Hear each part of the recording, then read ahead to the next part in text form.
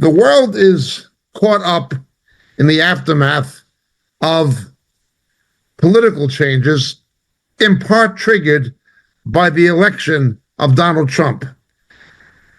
We are not here to politically editorialize or to seek to identify the gospel of Jesus with any political party or even ideology.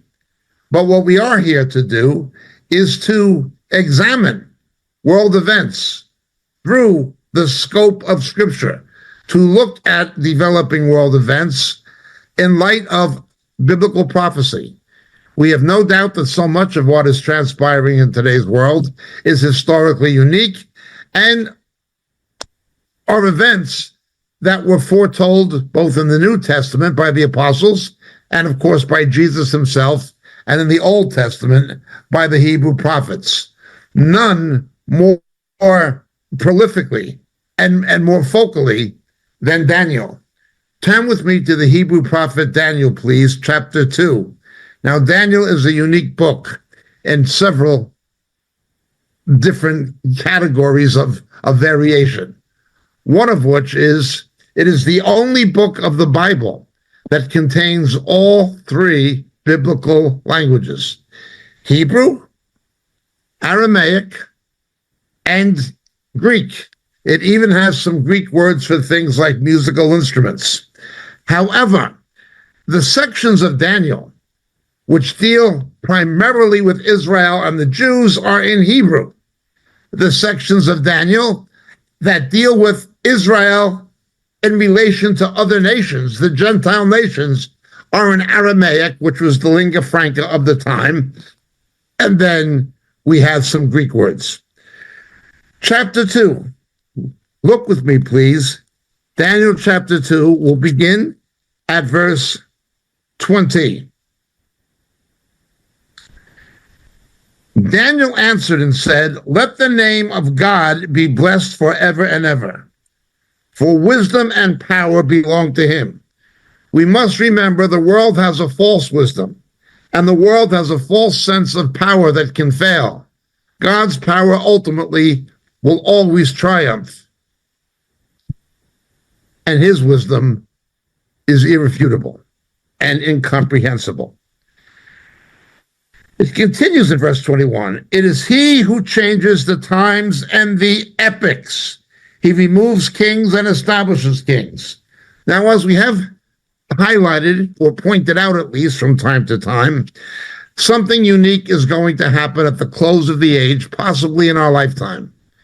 For the second half of the final 7 lunar years of history, spoken of in Daniel chapter 9, for 3.5 years, 2 times time and a half time, 42 months, 1,260 to 1,290 days, the lordship of history that God has always exercised will temporarily and within certain parameters be given over to Satan. Jesus having 3.5 years of public ministry, Satan will demand the same for Antichrist, and within certain parameters, he will get it. God will say this far, no further, this long, no longer, but he will have his 3.5 years. The lordship of history will be given over to Satan. This takes place during the final 7 years of history, and it'll be particularly the second half of the final 7 years. But when Satan begins to exercise that kind of power, the Lord's wrath is poured out. A difference between his wrath and tribulation. Tribulation comes from the devil. Wrath comes from God. Believers, saved Christians, are told we are not appointed unto wrath. Now, we also have to recall there are sections of Daniel that apply to the church and to Gentile nations, but there are sections that are Judeo-exclusive, that are focused on Israel and the Jews, and have a special meaning for Jewish believers who will come to faith at the very close of the age. I only point these things out in passing by way of background. But he changes the times and epochs. He removes kings and establishes kings. We've talked about this before. All political and civil and legal power comes from God. He allows it. Even wicked rulers can only be there by the hand of God. We have to understand something. Had it not been for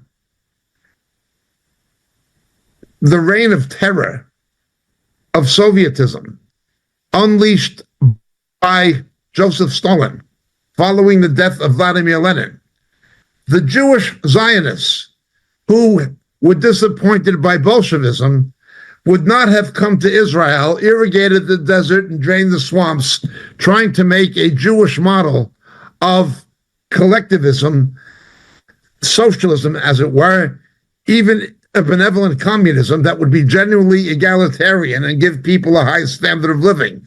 They would not have been prompted to do that had Stalin not come to power and did what he did. The kibbutz movement and the Moshav movement that built the infrastructure of the modern state of Israel beginning during the Aliyah, but gaining fast momentum in the early days of the Jewish nation in the late 1940s and into the 50s, would not have happened had it not been for Stalin. It's declined now to a great degree, and it's been redefined and reorganized as an economic model, but to date, it is the only form of communism that has ever worked in giving a high standard of living, a high standard of democracy, and creating a genuinely egalitarian society. One of the reasons the Soviet Union wouldn't let the Jews immigrate to Israel, one of the reasons they began backing the Islamic nations against Israel, was because the Zionistic model of socialism, which again is now obsolete and largely much of it is gone. It no longer predominates in the Israeli economy. But it was a form of socialism that actually worked, in contrast to the Soviet Union and other communist countries where it failed and failed miserably. But had it not been for Stalin and all of his treachery that we read about in books like The Gulag Archipelago by Alexander Solzhenitsyn, had it not been for Stalin, Israel would not be a nation. The Zionist movement never would have gained momentum.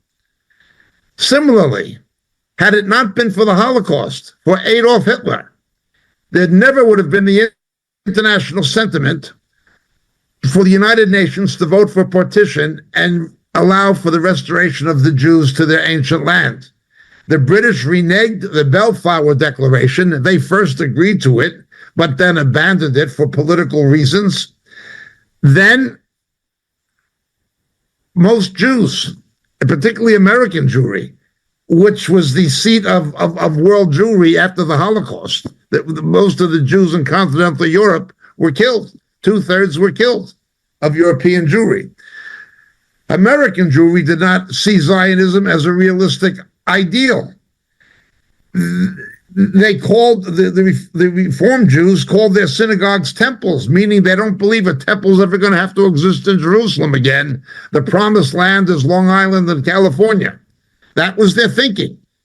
Had it not been for the Holocaust, the UN never would have voted for partition and reestablished Israel as a nation in their native land, and global Jewry, or what was left of it after the Holocaust, never would have supported Zionism the way it did, seeing the need for a homeland as some kind of a guarantee of Jewish survival. Well, these are the realities.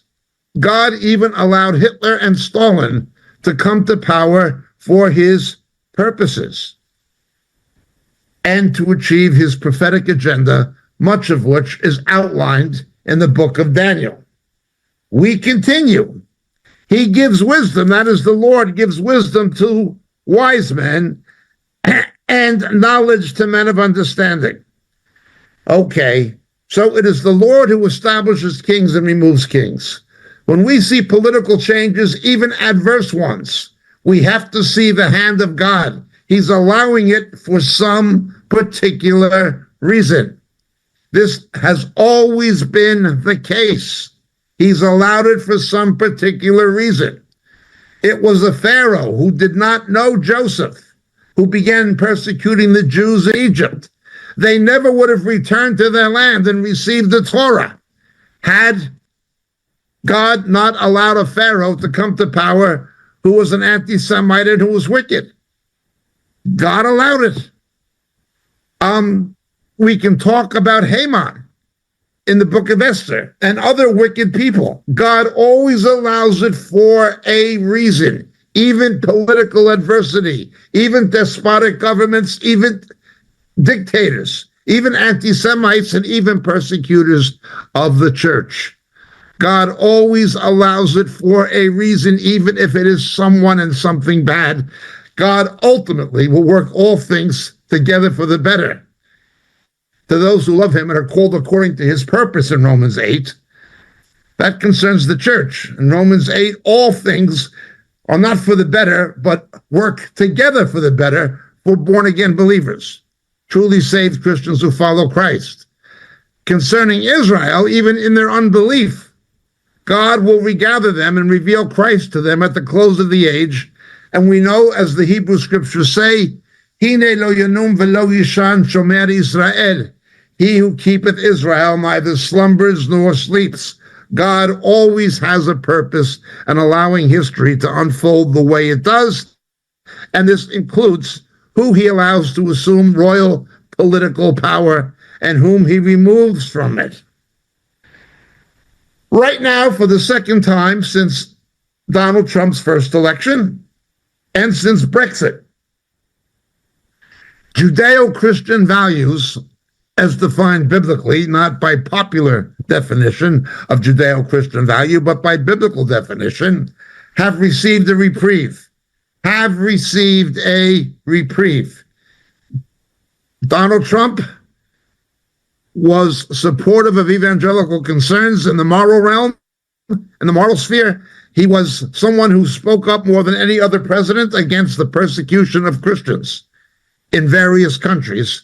And he was somebody who defended and supported Israel, in contrast to presidents who've been anti-Israel of both parties. The Bush family pandered to the Saudi Arabians at the expense of Israel very often. Certainly Barack Obama and Joseph Biden were enemies of Israel who grudgingly had to placate the Jewish vote in America and feign support for Israel when in fact their actions said the opposite.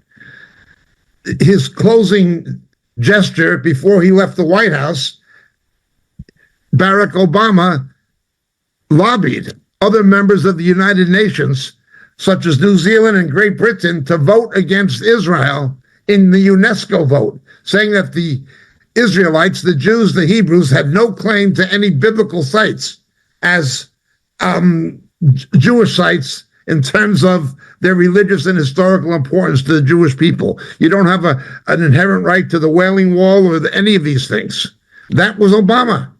He was an enemy of Israel, and he was an enemy of the Jewish people. He was an enemy of the Christian church. He lit the White House up in the colors of the homosexual flag after lying and saying that he believed marriage was heterosexual. He changed his tune when the Supreme Court forcibly imposed homosexual marriage. What did Barack Obama do? Celebrate it, lighting up the rainbow flag on the White House. He was an adversary of the body of Christ, an adversary of God, adversary of Israel. But he had political power. Well, now there's another respite. Donald Trump has been elected again, and that is God's hand. As I've pointed out on previous webcasts here on Word for the Weekend and elsewhere, I do not believe Donald Trump is a saved Christian. I see him the way the Israelis see him, someone in the character of Darius the Mede or Cyrus the Great, a benevolent Gentile leader who God uses for his purpose. He's not pro-life, but he's more pro-life than the pro-death candidates he ran against, who wanted to be able to abort a baby right up to 40 weeks gestation. He is by no means opposed to homosexuality, but he is opposed to forcing the same-sex agenda. He is more in tune with the moral values of the Judeo-Christian faith. That is true. It's a time of respite. It's a time of respite. At a time of growing anti-Semitism, God has allowed him to come to power. We see the hateful anti-Israel policies of other English-speaking democracies, the government of Australia, the government of New Zealand, the government of the Republic of Ireland, the government of Starmer in Great Britain, the government of Trudeau, all pandering to militant Islam, ignoring the civil rights abuses that take place in the Muslim world and the plight of Christians in those countries and the realities of Islamic terror. They just placate it, ignore it, accuse people of homophobia for protesting and saying so. The British police knocking on people's doors, arresting people for what they post on the internet, even though the statements are true. You've got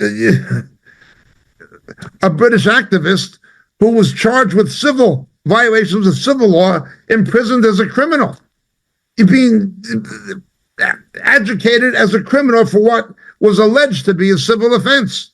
The Tommy Robinson thing. This attack on democracy. And it came to the United States with Silicon Valley. The FBI putting Christian parents on terrorist watch lists because they didn't want their children indoctrinated into the same-sex agenda at the age of 5. This is just wickedness. Yet there is now something of a respite. God has allowed this respite. We talked about this on our previous Word for the Weekend. We must make the most of it evangelistically, and it is urgent that we pray for the administration of Mr. Trump. But this has kicked off a series of political changes that we'll be looking at, some of them in light of what is further written here in Daniel chapter 2. Immediately, anything that happens in Great Britain affects America. Anything that happens in America affects Great Britain. The distance across the Atlantic is closer than the distance culturally, politically, and economically than the distance from Britain to continental Europe. If something happens in the States, it affects Canada. It happens in Canada, it affects the States. There's no getting away from this. What happens in the States and Britain inevitably affects Australia. Inevitably. The Five Eyes, as they're known. The 5 main English-speaking democracies, so-called, even though I no longer believe that Britain is truly democratic. I certainly don't believe that Canada is truly democratic under Trudeau, and I don't believe that Australia under Albanese is any more a genuinely democratic country. America may be the last outpost, and their democracy is under attack. Attacking the First Amendment, attacking the Second Amendment, attacking free speech, calling something hate speech, which simply means speech they hate. You don't agree with them, you don't toe the party line. It's like the Soviet Union with Pravda and its Vestia, and TASS, the Soviet news agency. Truth is defined politically, not by reality. You say something that the elitists didn't like, that's hate speech, or that's anti-Soviet, it's unpatriotic, it has to be stopped, it's criminal. Well, that's what they tried to do or trying to do in Britain, and they're doing it. Certainly in Canada, they're doing it. And they've attempted it in America, the FBI going to Silicon Valley. There's a respite. Now you see Bezos, who owns the Washington Post, and Zuckerberg from Facebook and so forth, coming to pay homage to Trump at Mar-a-Lago. God has given him the cards for the time being. We must keep him in prayer. He is not a Christian. And when he was last in office, he received some advice from some very sinister false brethren, some false teachers and false prophets and prophetesses. He listened to people he should not have, claiming to be believers. The Paula White type people who are heretics, who are false brethren. He listened to them, and he shouldn't have. And they'll be all over the White House again, trying to influence him. But we have a period of respite, and he needs prayer. Okay, may the Lord give him wisdom. I'm not comfortable with his administration. Cyrus Vance came from the American, not Cyrus Vance, the Vice President Vance. Cyrus Vance is an ultra-liberal Democrat. But President Vance, Vice President Vance, who may be the next president, came from a Bible Belt area of the United States and converted to Roman Catholicism. So many of the people are from a Roman Catholic background. That includes Robert Kennedy Jr., obviously, Irish Catholic. That includes Marco Rubio. He's going to be the Secretary of State, the Foreign Minister of the United States, as a Catholic. Mr. Holman, in charge of border security, the Roman Catholic. He's surrounded by many Roman Catholics. Now, many Roman Catholics do not allow the Vatican or the Roman Church to influence them politically. It is something that we've seen repeatedly. You had Democrat politicians like Pelosi or Roman Catholic who are pro-abortion going against the position of the Roman Church. Biden himself didn't care about it. JFK supported the banning of prayer in the schools by the Supreme Court. They're a Warren decision. Roman Catholics will not necessarily take their instructions from the Pope, particularly not in the United States. But they're not believers. They need to become believers. Here's the problem. No, he's not a brother in Christ and all these kind of things like these naive Christians think. But God did put him there, and his election constitutes a reprieve, both for the true church and for Israel. Now, look what's happened since. As we speak, Trudeau is in big trouble in Canada. There is a backbench revolt in the Canadian Parliament in Ottawa. There are premiers of provinces of Canada calling for him to resign, even from his own party. A terrible woman, a terrible, terrible woman, who was the finance minister of Canada and who was a deputy prime minister. His deputy, Chrysler Freeland, resigned the day before yesterday, creating a crisis within his party. Now, she's a terrible woman. When they arrested peacefully protesting lorry drivers and truck drivers during the COVID pandemic, she was the one who was freezing their bank accounts and hunting down people who were sympathetic to them. She's an enemy of democracy. She's a wicked, wicked woman. Christian pastors were being arrested for holding services in Canada. She was a wicked woman, but she's gone. What we see now in Canada and what we're beginning to see in Britain and what we're seeing in the United States is the left beginning to devour each other. You see this in America. You see Rosie O'Donnell attacking Joe Scarborough, and you see Mayor Bill Maher attacking George Clooney, and they're going after each other. They're going after each other. Well, let them devour each other. They're under God's judgment. God has raised his hand against the left because of their moral bankruptcy, because of their promotion of the LGBTQ agenda, because of their war on Christians, because of their pandering to radical Islam and their anti-Semitism and war on Israel and the Jews, because of certainly non-therapeutic abortion. They're under God's judgment for now. That's not to say they will not eventually reorganize under some kind of demonic influence or empowerment and have a resurgence and seek a day of vengeance. But for now, they are in decline. There's respite. This is what's happening. Okay. There are people in Canada demanding the resignation of Trudeau from his own party as well as the opposition. He's a failed prime minister. They know he has no moral integrity. They know he waged war against Canadian democracy. They know He has been a failure in his handling of the economy and the budget. The deficits and the economic performance of Canada have plummeted under Trudeau. Plummeted. With the United States as a next-door neighbor, and the Americans surviving these things despite the damage done to the economy by Biden and Harris. Despite that, Canada could have automatically almost benefited had it had the right government and right policies, but it didn't. The Canadian people have turned against Trudeau. He could not win an election. So he refuses to hold one, and he's refusing to resign. He's fighting for power, not fighting the opposition simply. He's fighting his own party. And similar things are happening in the United States. Well, that's in North America.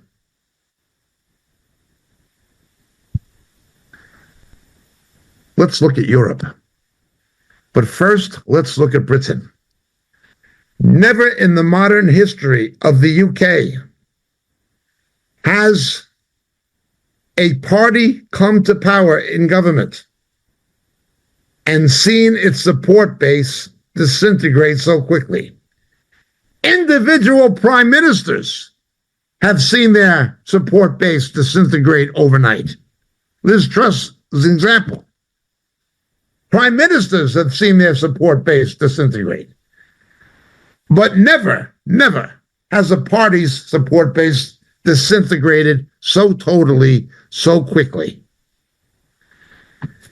Again, Starmer, a socialist, an enemy of Israel, no friend of Christianity, and he is come under God's judgment now. The same as Justin Welby, the Archbishop of Canterbury, has come under God's judgment. He's in trouble. He's fighting for his political survival. Obviously, Genesis 12, verse 3 meant nothing to him. Obadiah 15 meant nothing to him. He doesn't care about cursing Israel or the ramifications of it.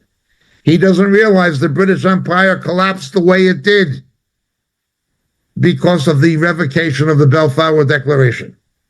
He doesn't understand that when Britain blessed Israel with William Wilberforce and the Earl of Shaftesbury and then obviously Benjamin Disraeli, Britannia ruled the waves.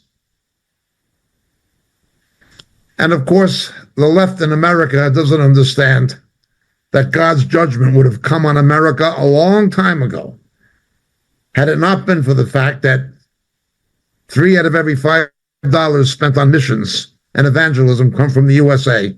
Not all of it good, but 3 out of $5. It's not all well spent. And that America has treated Israel and the Jews better than other countries. If those two things were not true, America would be under God's judgment worse than it already is. But again, we have a respite. We have a respite. Starmer's in trouble. Trudeau's in trouble. Let's see continental Europe, however. In Holland, you have a minority caretaker government. Geert Wilders, he's like the Donald Trump of Holland, also pro-Israel. His wife is Jewish, as is Starmer's wife, ironically. Does not quite have enough seats in the parliament to form a government, but he's on the ascent. This week, Olaf Scholz's government, another left-wing government in Europe, has not survived the no-confidence vote. There will have to be elections in Germany. Now look what's happened to Germany. Germany was the paymaster of the EU. Although Germany lost the Second World War strategically, in the aftermath, it won it economically. Much like Japan, it was a loser strategically, but it became a winner economically. That's over for both Japan and for Germany. Germany has recently overtaken Japan as the world's third biggest economy. But Germany's in trouble. Big trouble. A prolonged recession. Japan will never be what it was. Germany will not be what it was. And they tried desperate things to make it happen. One of the things they tried to make it happen was the euro. We need to be like the United States if we're going to be a power. We live in a post-colonial world. There's no longer a British or a French empire or a Belgian empire. There's no longer a Tanganyika or a Namibia, big German colonies in Africa. There's no longer an Angola or a Mozambique, Portuguese colonies in Africa. There's no longer a Congo, Zaire, Congo, a Belgian colony in Africa. And these are big colonies, not small. They're countries in themselves. Chad was French. Algeria was French. Well, these things are all gone. Spanish Morocco is no longer Spanish. How can these old colonial powers still pack punch? Well, Britain was able to pack punch because of the Five Eyes, because it was the mother country of the United States. It may be playing second fiddle, but Britain is still a player on the global stage because of its partnership with the United States within the G7. Winston Churchill was half American. Mrs. Thatcher was an Atlanticist. John Major was half American. His father was from Pittsburgh, Pennsylvania. You've always had this, going back to John Jacob Astor, the Astor family, the Anglo-Americans. Lady Astor was Labor Party, but she was American, from an American family, first woman in British Parliament. Britain has always been able to be a player through the special relationship with the United States. Okay, Britain. But what about the countries of the continent? Not so. What's France going to do? What's Spain going to do? What is Germany going to do? Well, we'll be like the United States. We'll get a common currency. Oh boy.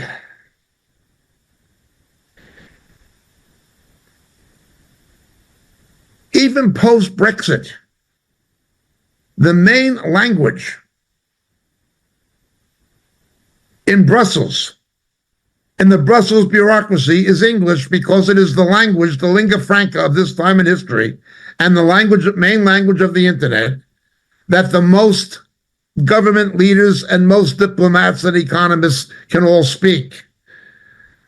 Not too many diplomats or government leaders in Germany speak Portuguese, but they all speak English.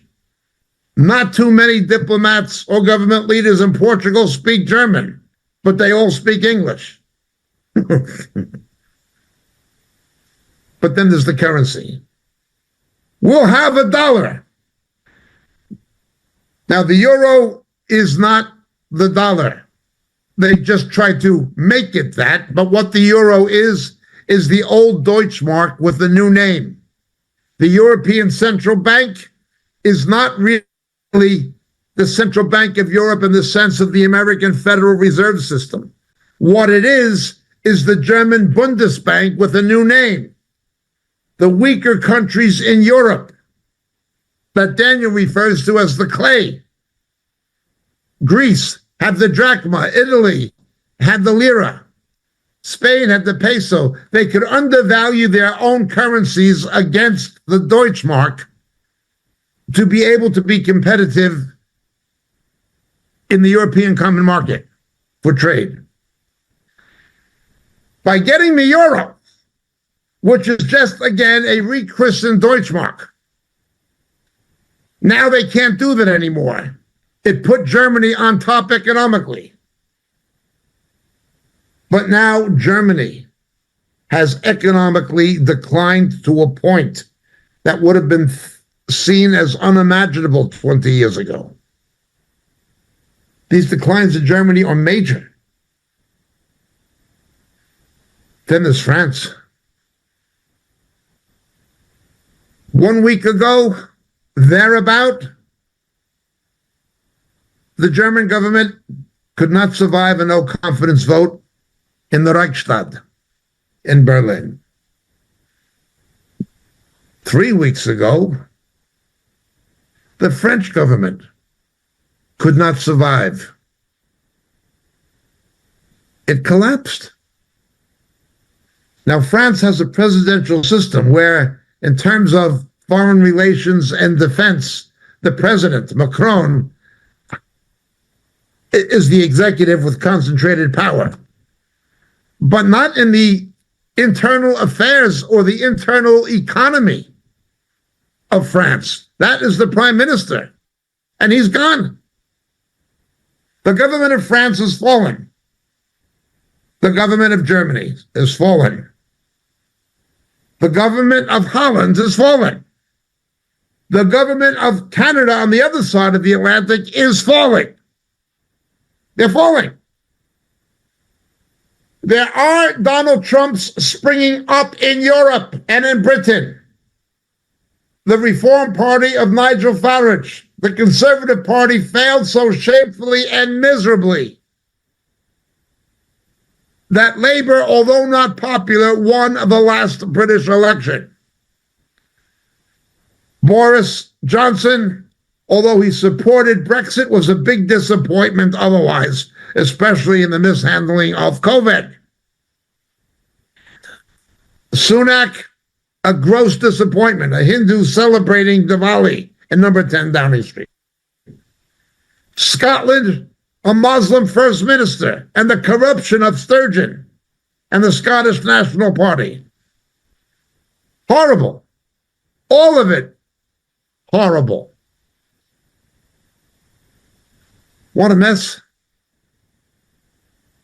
What a mess. Well, there are people in Britain trying to blame Brexit. The Europhiles in Britain are trying to blame Brexit for the problems in the British economy. This is crazy. This is absolutely crazy. Look at Europe. Look at the economy of France. It's at the precipice. Germany's almost gone over the cliff. But you have a Nigel Farage, a Reform Party. That's the new Conservative Party. Now, fortunately, the people presently running the Conservative Party are more conservative. A very well-spoken young black woman, Kemi Badenoch, and a very well-spoken young Asian woman, Suella Braverman. Now, I have no problem with the fact that you have black and Asian conservatives. I care about the fact they can do the job. And they can.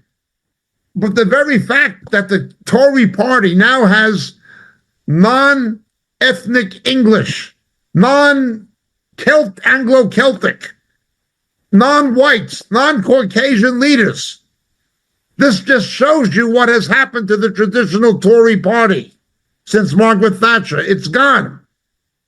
Thank God that we have this Badenoch and we have Miss Braverman, in my own opinion. I wish them well. But I'm particularly grateful to God for Nigel Farage. If the Tories come to power again, they can only do it in a coalition with Nigel Farage. There is a respite on the way in Britain, all being well, if we pray, a respite that will stop pandering to radical Islam, that will stop trying to sell British democracy down the river. A respite. A Gert Wilders in Holland. A very able Miss Mahoney in Italy. Again, she is not part of the left-wing, socialist, elitist, European, Brussels, globalist establishment. And although I had great concerns about her father due to his fascist and anti-Semitic leanings, his daughter, Marie Le Pen, claims not to agree with her father on those points. She is on the automatic ascent because of the collapse of the French government. There are changes taking place in Europe, in Britain, the same as the changes have already taken place in America and are about to take place in Canada. A respite, a change. The EU is in trouble. It is an unelected socialist bureaucracy. The Council of Europe is not a legitimate Senate. It is not a legitimate government. It's unelected, elitist, socialist bureaucrats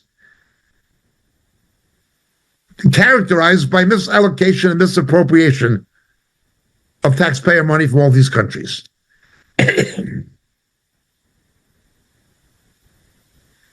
Brussels has penalized Britain for having the most productive agricultural system and food production in Europe. So therefore, under the common agricultural policy, the British were penalized for being productive in order to reward the less productive economies of continental Europe. Now they're still demanding fishing rights to come in and take the fish from Britain and Ireland. And Ireland is another problem. This week, Israel closed its embassy in Ireland due to the left-wing, increasingly anti-Semitic, increasingly Islam pandering parties of the Republic of Ireland. Even though there are many people in Ireland who disagree with it. There are populists in Ireland who are sick of Sinn Féin, of Fianna Fáil and Fine Gael and the Irish Labour Party. They're tired of what radical Islam is doing in Ireland. People in Finland are being fed up, and in Denmark with what radical Islam are doing in Scandinavia. There is a reaction in Germany and in France. Will there be a respite? Anti-Semitism has reached the pitch not seen since the Holocaust. There is a conflict. We have to remember when we read Daniel, we see on back of these things, there are spiritual forces at work, principalities. Let's continue and resume Daniel chapter 2, verse 31. He sees the statue made of fine gold, its breasts and its arms of silver. Head is the gold, wealth. That is the mind of the world. Arms of silver. Silver always has to do in the Bible. It's a tarnishing metal. Where gold will not oxidize, silver will. It's powerful, but not of the same value as gold. And there's two arms. Now, this, of course, in part goes back to the Babylonian and Persian empires, the Media and Persian. But then it continues. Its stomach and its thighs of bronze, nechoshet in Hebrew, and its legs of iron, its feet partially of iron and partially of clay. You continued looking until the stone was cut without hands, and it struck the statue on its feet of iron and clay and crushed them. Then the iron and the clay, the bronze, the silver, and the gold were all crushed. At the same time, it became like chaff from the summer threshing floors, and wind carried them away, so that not a trace of them was found. But the stone that struck the statue became a great mountain, and it filled the whole earth. It goes on from Media and Persia to Greece. Okay? Babylon, Media, Persia, then Greece, all the way down to the pelvis. The reproductive organs are in the pelvic region of human anatomy on this statue. Greece had the seminal influence, Hellenism, of the Western world. The Roman Empire came from Greece in its culture and in its philosophies, and even its superstitions and religions. Greece had the seminal influence. Then you have the iron. Two legs. You have the Greek-speaking east of the Roman Empire and the Latin-speaking west. Ultimately, Constantine the Great, trying to stop the fragmentation, moved his capital east from Rome to Istanbul, to Constantinople. We know these things, but I digress. You've got the iron and the clay. We read the following about this fourth beast in verse 40. These sections of the statue that correspond in part to the beasts. When you see these four beasts later in Daniel, they exist simultaneously. They're a composite, but they also correspond to the four sections of the statue. So these later beasts that you see in Daniel, they have a correspondence to the four sections of the statue of Nebuchadnezzar. But it had the wings of the eagle and it had the bear and the lion. They existed simultaneously. Ultimately, the kingdom of Antichrist will be a monster, and it will be eclectic. It'll have features of all of these global powers. It'll incorporate features of these global powers in the kingdom of Antichrist. But we see the fourth one, great and terrible. It breaks everything else. The Celts were able to stop the expansion of the Roman Empire. It is not that the Romans could not have defeated the Picts and Scots if they wanted to, or the Irish or the Welsh or the Cornish. It's just that they would have sustained such high casualties in doing it, it wasn't worth it. They considered the Irish to be the Hibernians, they call them, and they said all of their songs are sad and their wars are happy. It's no point in fighting with them for this relatively small island. The Picts and Scots fought notoriously. Rome, if it was determined to, could have invaded Scotland, but they would have had so many casualties that would have weakened the overall empire. Just wouldn't have been worth it. Kidding. The Romans invaded Wales. They reached Anglesey, but they never conquered all Wales. They never conquered Cornwall. They left the Celts alone. The Celts were notorious fighters, even though they might have been able to conquer them if they were determined to. The cost would have been too high. It wouldn't have been worth it. They themselves would have been vulnerable to other potential enemies, particularly the Persians. The Romans were at peace with another major empire, a regional empire, but it was major in its area, the Armenian Empire, which accepted Christianity before Rome did. But the big threat was Persia. In the time of Jesus, Phrygia. They withstood Rome for 300 years, even though they were conquered by Alexander the Great. They reasserted and kept their own power. Rome was strong enough to stop them.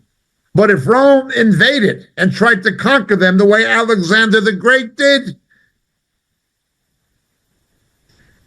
even if they won, even if they were victorious, the Persians would have inflicted such a tremendous amount of damage and casualties on the Roman legions, it wouldn't have been worth it. It was better to have a cold war. There was a cold war between Rome and Persia in the time of Jesus. So, Rome is trying to hold together the pottery with the metal, the iron and the clay, but they don't adhere to each other. We've explained before, the reason you see the ecumenical agenda being pushed in league with the Vatican in Europe so much, and the idea of reversing the Reformation, is because a Slavic person from Poland, a Celtic person from Ireland, a Latin person from Portugal, and a Germanic person from Austria. they're anthropologically very different. They don't have a common history. They don't have a common language. They don't have a common culture. They don't have a common cuisine. The only thing they have in common is Roman Catholicism. It becomes a way, a glue, to help make iron stick to the clay. Poorer countries, like in Eastern Europe, Poland being a very Catholic country, Ireland being a very Catholic country, holding on to a reconfederated Roman Empire, and they're using religion as one of the ways to do it. But there are other ways they try to do it. We are told the following, verse 43, the iron mixed with common clay, they will combine with one another in the seed of men. Although iron does not adhere to clay, one is going to be tough and one is going to be soft.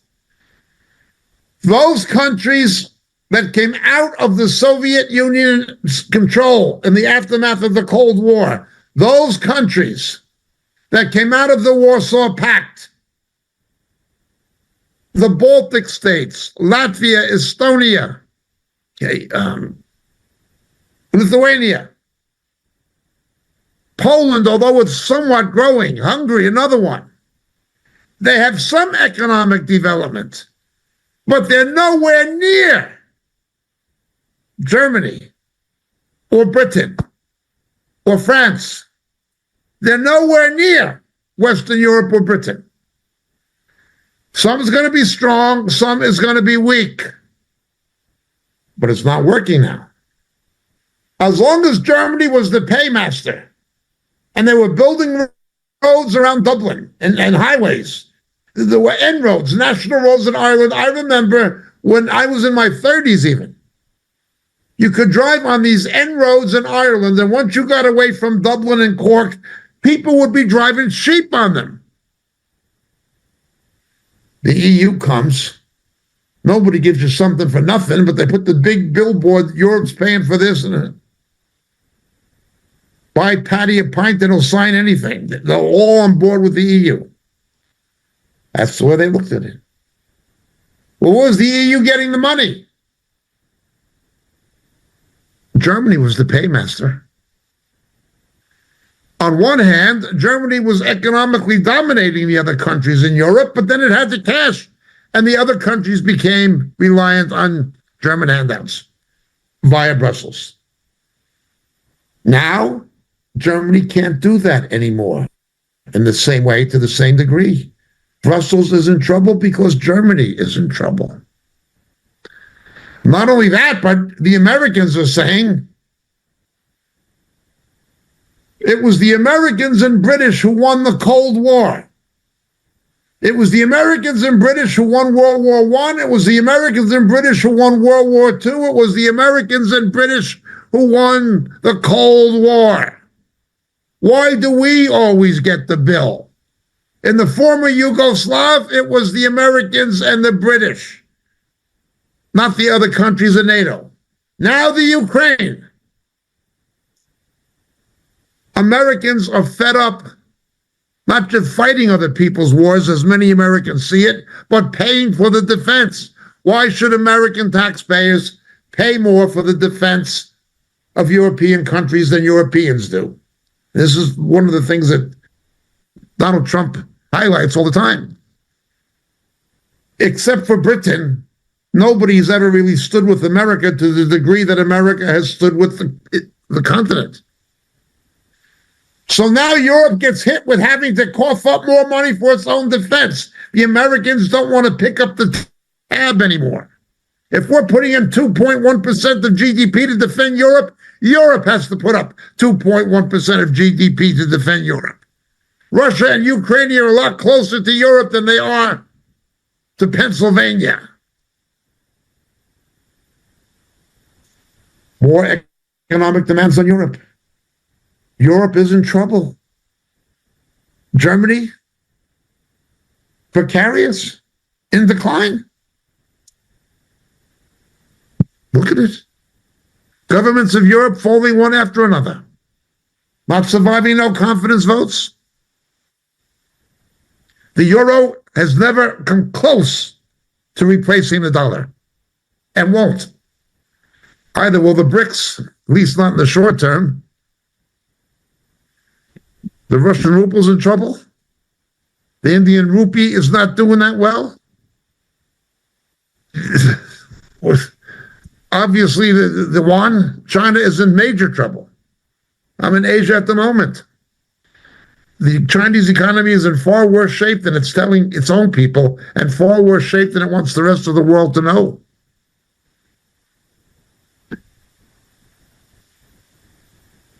How do you make the iron stick to the clay?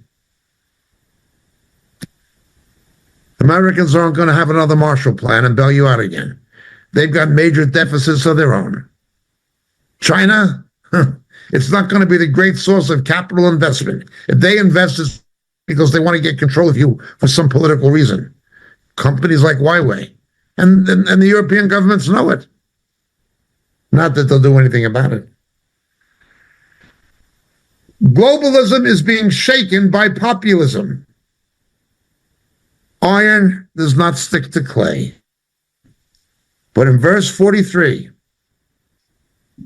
they tried to make them combine in the seed of men. We've warned about this before. Multiculturalism. It can be a natural combination of the seed of men. Brazil is like that, where Native Americans, South Americans, Europeans, most Brazilians were the Portuguese descent, the European ones, and Africans, they have a social harmony and a high degree of intermarriage and are producing a homogeneous race over a period of generations, slowly, but it works in Brazil, at least to a degree.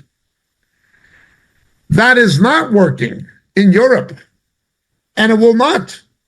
Jesus told us, nation will rise against nation, ethnon against ethnon. It will be ethnic tension. The Russians and the Ukrainians are both Slavs, but they're enemies. The Poles are Slavs, but they detest Russia. The Baltic states, the Lithuanians, the Estonians, Latvians, they hate Russia because of what Stalin did. It's not working. Iron does not stick to clay, but they will combine by force in the seed of men. They will force multiculturalism. That is why they said if you have a European passport, you can work in any European country. You see people from Eastern Europe working, taking jobs in Western Europe. These countries were basically exporting their unemployment, sending people abroad to get jobs the way Mexico exports its unemployment to the United States. They combine in the seed of men. But ethnon will rise against ethnon, and basileia against basileia. Nation will rise against nation, and kingdom against kingdom. These ethnic divisions will result in political conflicts between nations. The rich and the poor, the iron and the clay, the strong and the weak, the East and the West. Remember, federalism is failing in Britain, the one country in the Western world that was federal is Britain. Northern Ireland, Scotland, Wales all have their own parliaments.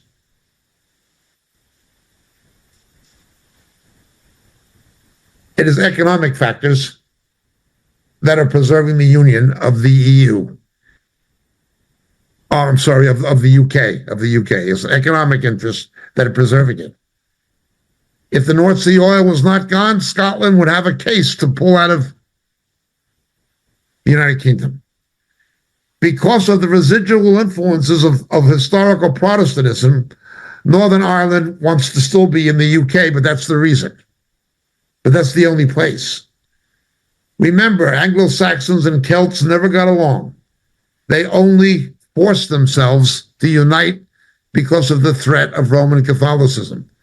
This took place in Scotland with Bonnie Prince Charles. It took place with Queen Mary in England and so forth. They were forced to unite as Protestants to protect themselves from the power of the Catholic countries of Europe, who were under the political influence of the Pope, who would command these countries to attack Britain. That's what the Spanish Armada was about.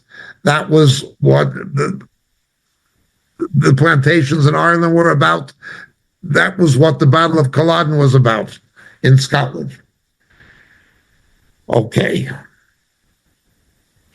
So even in the UK, the one federal country, nation in Western Europe, it's not working. But in Eastern Europe, the Soviet Union, first the Warsaw Pact collapsed, then the Soviet Union collapsed. Then its successor, the CIS, the Confederation of Independent States, collapsed. Now there's fragmentation in Russia. It began with Chechnya. Federalism is collapsing in Eastern Europe, sometimes peaceably, like in the former Czechoslovakia. The Czechs and the Slovaks could get along and could peacefully divide and remain friends. Bratislava and Prague, the Czech Republic, not a problem. Like Slovakia. But look what happened in Yugoslavia. Bosnia, Herzegovina, Serbia, an unspeakable bloodbath. And there were no good guys. Everybody had blood on their hands.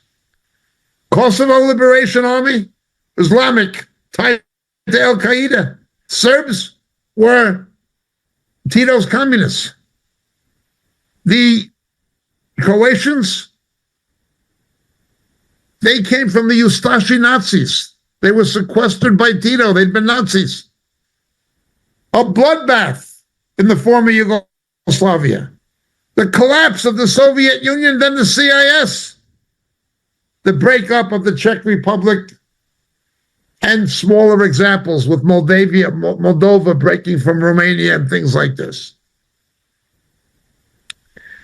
As federalism collapses in Eastern Europe and in Britain, Brussels tries to make federalism, but it doesn't work. It doesn't work for political reasons, economic reasons, cultural reasons, historic reasons, strategic reasons. It doesn't work for anthropological reasons. They're doing everything to make the iron stick to the clay, but it doesn't work. Daniel picks this up, and instead of speaking of an image with 4 sections, he speaks later of these 4 beasts in chapter 7. They have a correspondence to those nations, or to those sections of the statue, rather, and ultimately the Antichrist will come from it. The first was like a lion in verse 4, had the wings of an eagle. Okay. It had the feet, 2 feet like a man. A human mind was given to it. And then another beast, the second one, and it was raised up on one side with 3 ribs were in its mouth between its teeth. These things all have political and prophetic symbolism.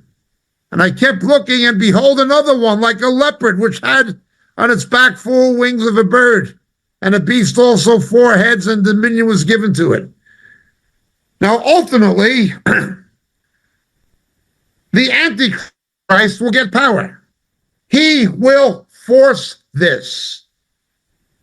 The way the Pontificus Maximus, the way the Roman emperors did, he will force it for a season.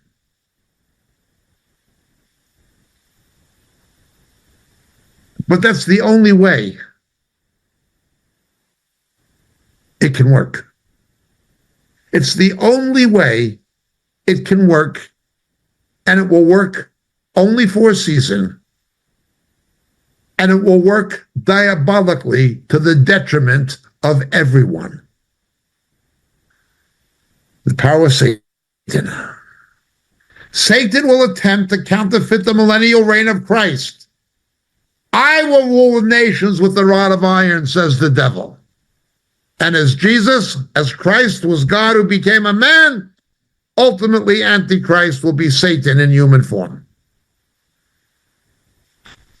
After his resurrection, he's going to counterfeit the resurrection of Jesus. It'll come to that. But in the meantime, they can use all the glue they want. They can use all the euros they want. They can use the Western European Union and defense cooperations outside of NATO they want. They can try to mix the seeds of men and give work permits for people in Portugal to go work in Denmark, and people in Denmark to go work in Greece, and people in Poland to go work in France. They can do anything like that.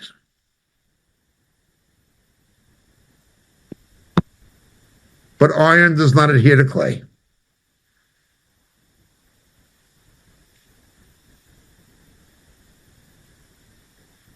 Antichrist is not the ultimate end. The Antichrist and false prophet will be the penultimate end. The ultimate end will be something else. In Daniel chapter 2. The ultimate end will be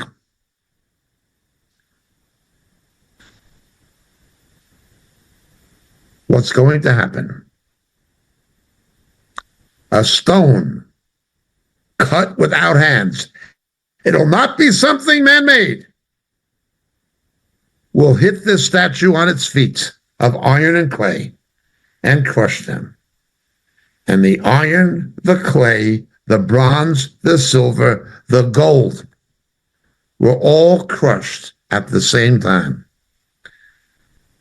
And that stone that's going to crush it in verse 35, we are told, that stone that struck the statue became a great mountain and filled not just Europe or the Middle East, the whole earth. The whole earth will be filled with the glory of the Lord. In Brussels, they have no idea that they're building Satan's kingdom. In Israel, the Orthodox Jews who want to rebuild the temple have no idea that the abomination of desolation is going to be set up in it, and the Antichrist will betray them. They make a covenant with death, Daniel tells us. They have no idea. Beware, the Abraham Accords is a prelude to this. The Antichrist will seek to bring a false peace to the Middle East, attempting to pre-counterfeit Christ. Won't work, but he's going to con people into thinking it will. But he is only the penultimate. These are all man-made things inspired by the devil. There is a true unity, however, a true power, a true establishment of government that will be indestructible and invincible. There will be a true unity that will be indissolvable. And that will be the return of Christ. The iron, the clay, the gold, the silver, the copper, it will all come crashing down. The world empires throughout history foreseen by Nebuchadnezzar and his image and the way they will ultimately be manifested with the dawn of Antichrist in Daniel 7 and in the book of Revelation. That's what Satan is aiming for. But there's going to be a gambit. People will do these things. God will let them do these things. They will do these things under the inspiration of Satan. But there'll be something different. A stone not cut with human hands. It's going to knock it all down. When Jesus comes, everything will change in a fraction of an instant. Everything. That's what we as believers need to be focused on. We look at these events happening politically, economically, events in Europe, events in the Middle East. We need to be aware of these things and what they mean prophetically. But unlike the people of the world, including their academics and intellectuals, including their governments and economists and captains of industry, we know something they don't. We understand what's on back of globalism. Or perhaps we should say, who is on back of it? We know what it's coming to. And we also know how it will end. That stone not made with human hands will strike it and bring it all down. Then the government will be upon his shoulder. He removes kings and establishes them. He's going to remove these kings. The 7 heads, the 10 horns, the whatever. They'll be removed.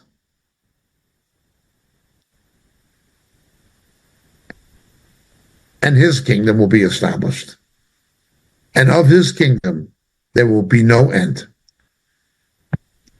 Wishing every one of you a blessed Christmas, Hanukkah, and New Year season in Jesus.